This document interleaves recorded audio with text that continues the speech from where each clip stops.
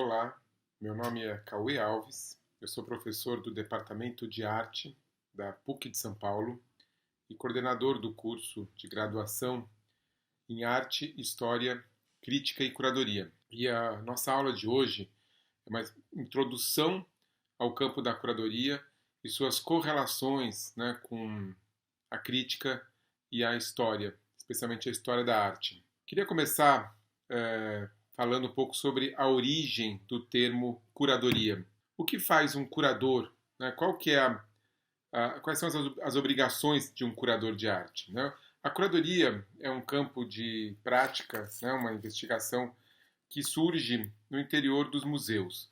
Os curadores, eles são figuras que zelam, que cuidam dos trabalhos de arte.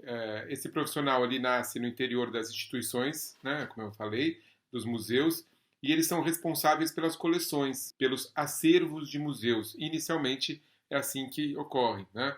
Um, e as suas atribuições, né, o que um curador deve fazer, né, além de fazer as exposições, realizar as exposições, né, que pressupõe uma concepção, pressupõe uma pesquisa, pressupõe uma relação com o pensamento crítico, com a tradição. Se for uma exposição voltada para a arte contemporânea, ele tem que estar conectado com os acontecimentos e a produção contemporânea.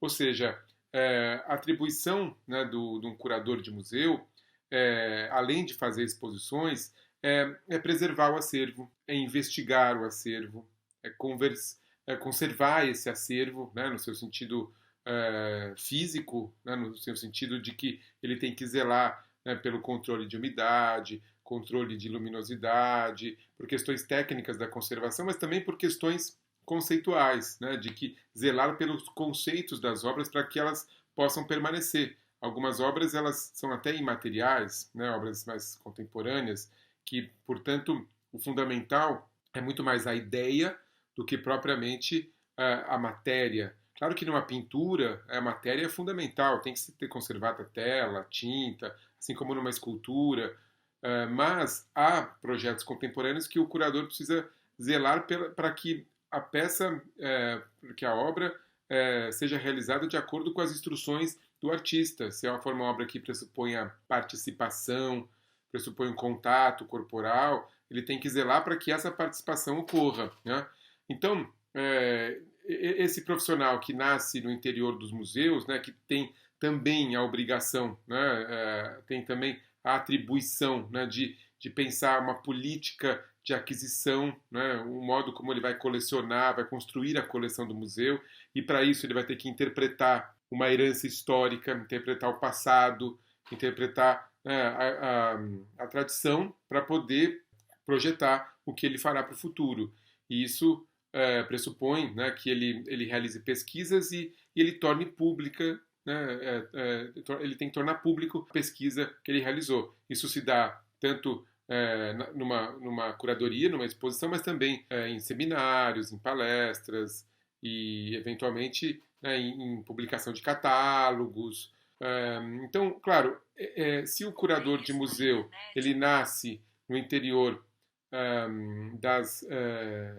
ele nasce no interior dessa instituição tradicional, e o curador ele inicialmente é essa figura ligada ao campo dos museus, ele se desloca, né? Aos poucos essa profissão ou esse ofício da curadoria passa a ter uma série de outros desdobramentos, e o curador vai trabalhar nos mais diversos lugares, né? Não só no museu, mas ele vai trabalhar em galerias de arte, no mercado de arte, ele vai trabalhar em instituições culturais das mais diversas ordens, em bienais, centros culturais, centros comunitários, fazendo propostas até no campo, né, urbano, na arte urbana, se desdobrando para a relação com a educação.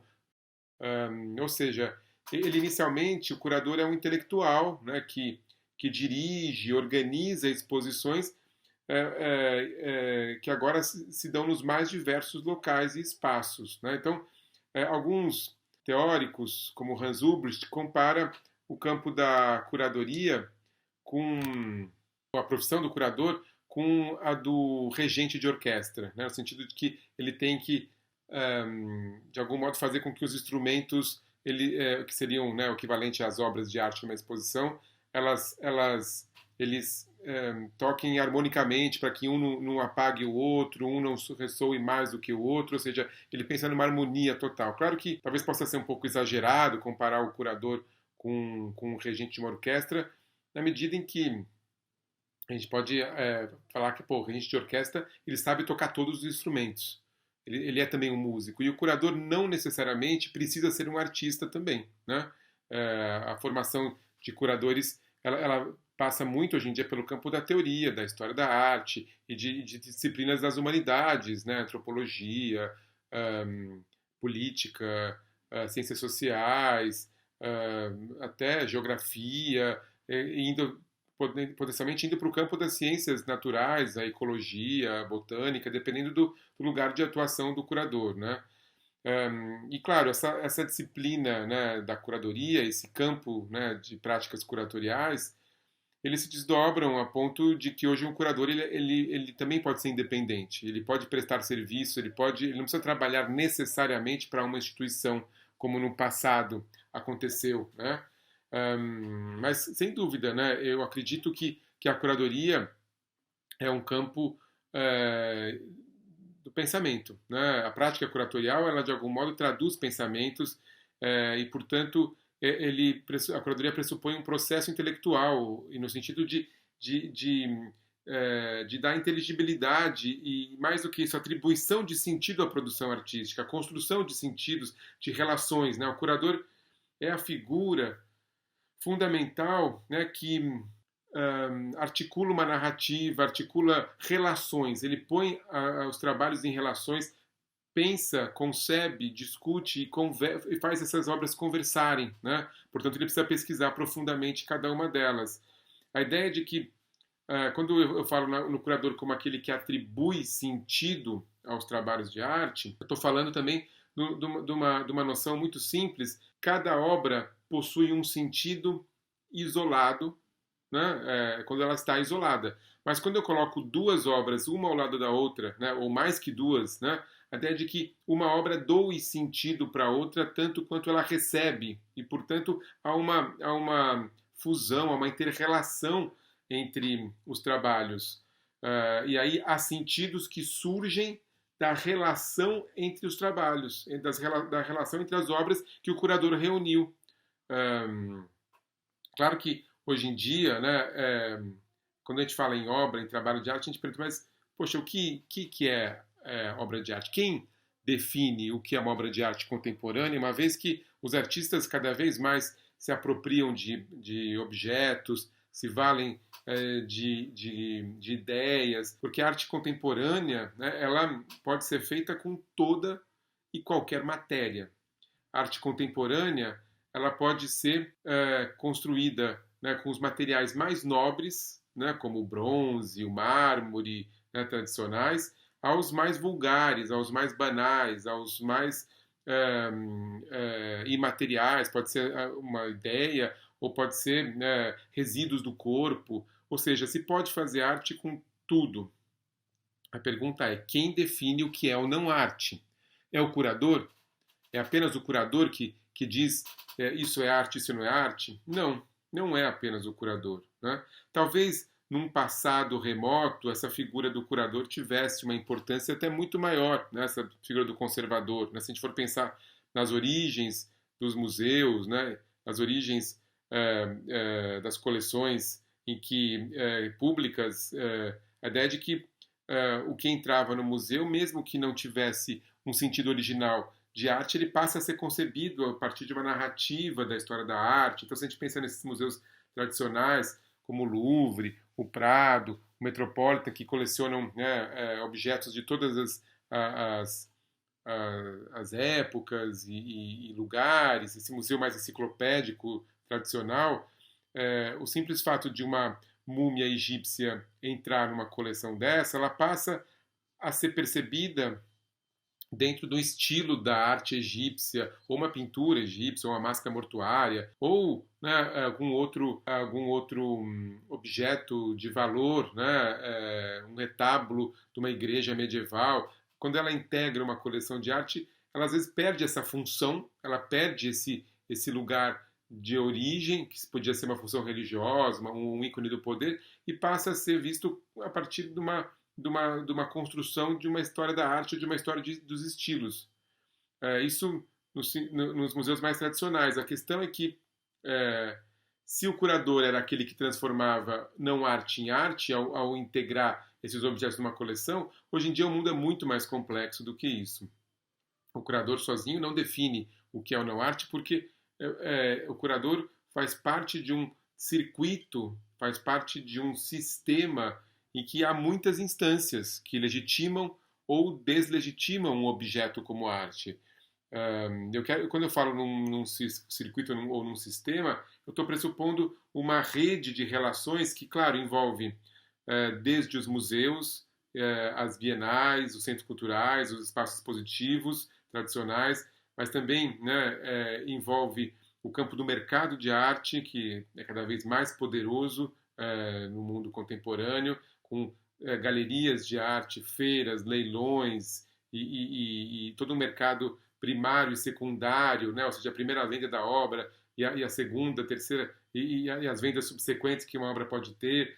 E isso envolve, obviamente, vendedores, galeristas, marchands, envolve compradores, colecionadores, em grande parte particulares, mas também de espaços públicos que ainda adquirem obras. E, claro, envolve todo um campo da crítica, envolve o campo do pensamento, envolve a elaboração de textos, envolve um jornalismo cultural, blogs, revistas especializadas ou não, revistas mais genéricas que tem uma seção voltada para arte e cultura, a própria mídia, do modo geral, a televisão, a internet, ou seja, há um campo, né, de produção de sentido muito grande. Essa rede envolve, obviamente, as universidades, a formação, as escolas de arte e todo um campo de pesquisas e de publicações, de livros, de catálogos. Ou seja, para que um objeto seja ou não arte, ele tem que participar desse circuito. Sem dúvida, o curador é uma figura fundamental, uma figura de muito prestígio nesse circuito, mas obviamente ele não é o único a definir o que é ou não arte. A ideia de que há uma série de consensos, né, e conflitos entre esses diversos segmentos desse sistema que vão definir se um trabalho é considerado como arte ou não, né? Então, o curador sozinho não pode definir. E quando eu falo em conflitos, eu pressuponho também divergências, eu pressuponho o lugar da crítica, o lugar do pensamento, né? E entender que a crítica é fundamental na medida em que a crítica é o lugar da divergência, a crítica é o lugar dos embates, a crítica é o lugar das oposições, é o lugar onde as questões podem surgir e ser elaboradas, né? Claro, mas é importante entender que crítica não é apenas da opinião, né? A crítica pressupõe uma tomada de posição que tem um lado subjetivo, é verdade, mas ela tem um embasamento histórico, teórico, né? Ou seja, a crítica é também a justificativa racional, o máximo possível que pode ser, né? Para elaborar um juízo, um juízo de gosto, mas ela pressupõe, sem dúvida, a tentativa de extrapolar o campo da opinião para ter uma formulação minimamente convincente. Um bom texto crítico é aquele que a gente lê e fala, nossa, esses argumentos são bons, ele me convence, né? E claro que o importante é que tenha críticas dos mais diversos campos, das mais diversas dos mais diversos ideários e a partir desses conflitos que também poderá surgir ou não um consenso para determinar se tal objeto é ou não arte. Nesse sentido, né, valeria a gente investigar, né, muito brevemente aqui a relação entre o pensamento crítico e a curadoria. Talvez não seja possível você ser curador sem ter um vínculo mínimo com o campo da crítica. Mas se a crítica tradicional ela pressupõe autonomia, ela pressupõe, né, uma independência em que o crítico se coloque, o curador ele não tem essa mesma independência na medida em que o curador ele executa talvez os seus juízos quando ele convida artistas para participar, ou quando ele seleciona as obras para participar de uma exposição.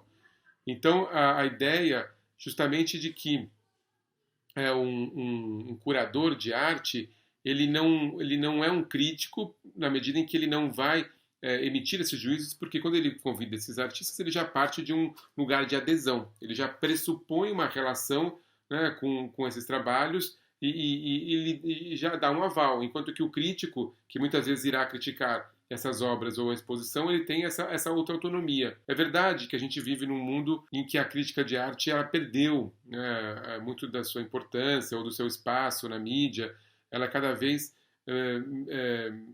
mais difícil de ser encontrada, mas também ela é de uma importância fundamental para que esses consensos, para que todo o campo de construção de sentido possa se dar, né, e esses debates, né, e de fato a gente pode perceber também que a crítica vai perdendo espaço no mundo contemporâneo quanto mais o curador ganha espaço. Isso também é relevante observar, a ponto de que muitas vezes a crítica escolhe como objeto da sua crítica não uma obra de arte, mas uma exposição, ou seja, o trabalho do curador, às vezes, ele ocupa em muitos textos o lugar central, né, da discussão. Justamente porque o que acontece é esse deslocamento da figura de um curador-chefe de museu, né, do conservador-chefe, que se torna curador, diretor artístico da instituição, e depois, né, ele passa a ser uma espécie de curador independente, que pressupõe, né, um lugar, um vínculo com a crítica, mas também pressupõe esse distanciamento de uma relação com a instituição. Hoje em dia, é verdade, se o curador nasce no interior das instituições museológicas, hoje tem curador para tudo, né? Hoje a curadoria é um campo vasto, né, que não mais se restringe ao campo dos museus. Há curador de festival de rock, há curador de café filosófico, de seminários, há curador de feiras literárias, ou seja, a curadoria é um campo que se desdobrou para vários outros segmentos e passou a ser um lugar muito valorizado. Então, às vezes, a pessoa quer se dar um ar de que é intelectual, de vez falar que fez uma seleção, fala que fez uma curadoria. A ideia de que qualquer seleção vire uma curadoria, o que é uma bobagem, né? Assim, pelo menos o modo como eu compreendo a noção de curadoria, ela não pode estar desvinculada, né, de um campo de pesquisa, de um campo intelectual, teórico, histórico, né? E, de fato, o que a gente tem visto também, né, é o declínio daqueles modelos tradicionais de curadoria, né, o declínio dessa ideia, né, de uma curadoria como uma grande narrativa, dessa curadoria como um campo, né, de construção da história, né, uma vez que a gente chega num momento contemporâneo em que esses modelos, né, de grandes narrativas entram em crise, né? A arte contemporânea seria o lugar da desconstrução dessa linearidade histórica e seria justamente o momento, né, de entendermos que a arte ganha uma liberdade que talvez ela nunca tenha tido ao longo de sua história, né? Eu falava da possibilidade de o artista trabalhar com qualquer material e a ideia de que não há mais um único estilo predominante num período, não que isso sempre tenha existido, mas essa é a história da arte narrada pelos grandes historiadores, né, que contam uma narrativa ocidental ou uma narrativa da história geral da arte, e isso que chega ao fim, porque há muitas possibilidades de construção de narrativas, de histórias, né, e a arte contemporânea vai colocar em xeque, né, toda a própria noção de arte tradicional, como falávamos agora há pouco. Muita coisa que não era arte passa, né, a ser concebida como arte. E isso eu falava no início dessa introdução, né, de que a curadoria nasce no interior dos museus, né, os próprios museus se transformam completamente, né? Os museus seriam o lugar da memória, né, o lugar que abriga coleções fundamentais para uma história nacional, ou para um grupo de pessoas, ou para uma área, ou para um campo de pesquisa. Mas os museus também se transformaram enormemente e passa a ser cada vez mais importante uma arquitetura gigantesca e grandes eventos, né? Assim, esses grandes eventos que atraem o público ou atraíam o público em massa, né?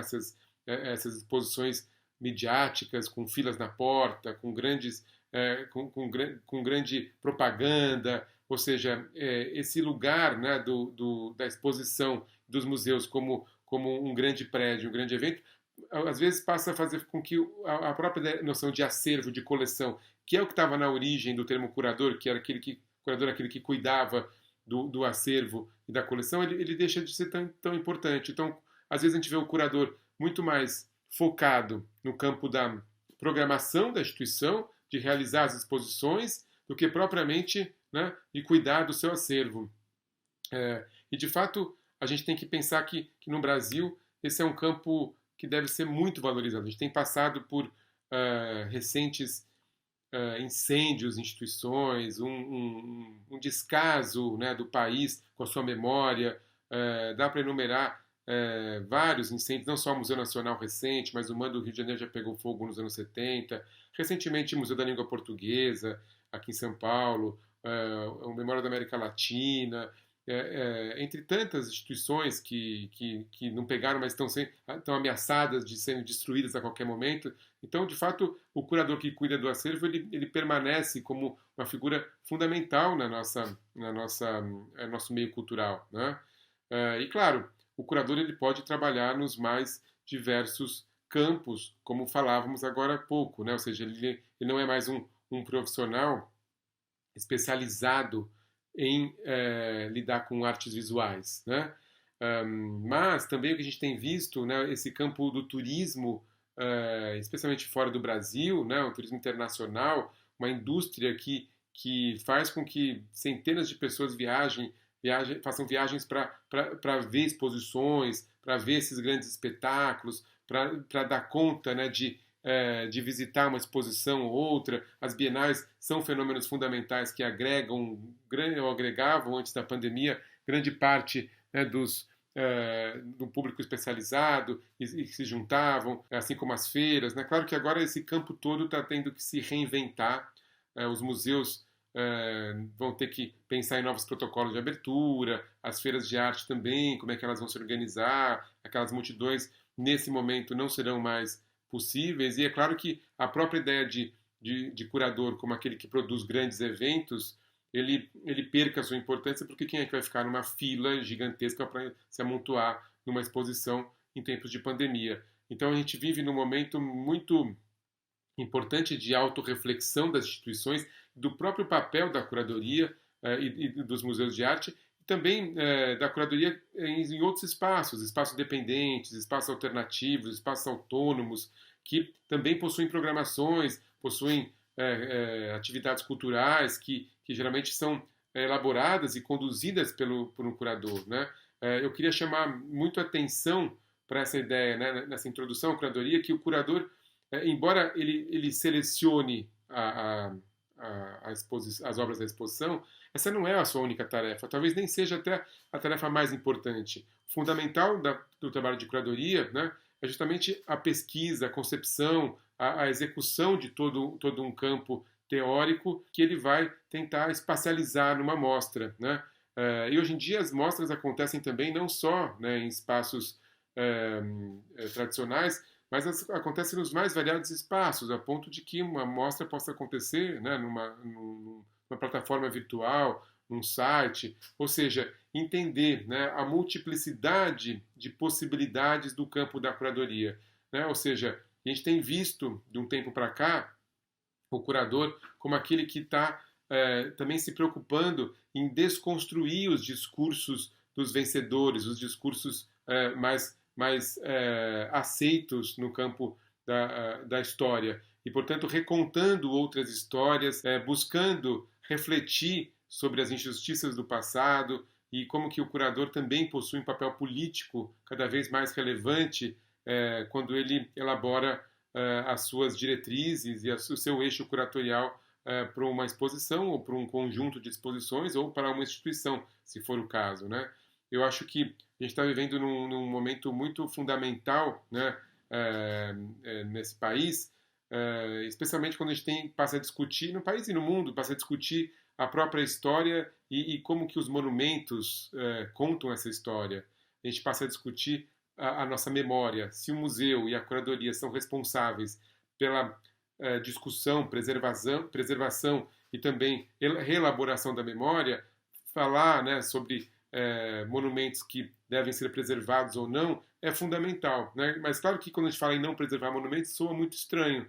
Como assim não vão preservar monumento? Ah, aquele monumento é racista, tem que destruir. Isso seria um iconoclasmo tremendo e sem dúvida, não é o mais adequado. Talvez o mais adequado seja refletir sobre isso e evitar os apagamentos da história, evitar justamente de que a história seja simplesmente um lugar onde a cada nova geração uma nova versão seja contada. É importante que a curadoria saiba, né, valorizar, inclusive para refletir e criticar a produção de ícones que não são mais aceitáveis, como ícones racistas, como ícones de pessoas que escravizavam outras, ou como alguma outra questão política que possa aparecer. Então, o curador ele deve muito prezar pela memória, pela rediscussão da memória e entender as ambiguidades de que, como diria um filósofo, Walter Benjamin,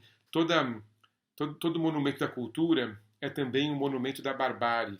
E entender essa relação entre cultura e barbárie talvez seja mais relevante nos dias de hoje, de pensar, né, o curador como aquele que vai interpretar, né, a origem histórica, interpretar a herança histórica e produzir pensamentos, produzir exposições, produzir possibilidades de um futuro melhor. É isso, pessoal. Espero que vocês tenham gostado dessa pequena introdução ao trabalho do curador. E quem tiver interesse pode buscar informações na PUC de São Paulo, no curso de graduação em Arte, História, Crítica e Curadoria. Tchau.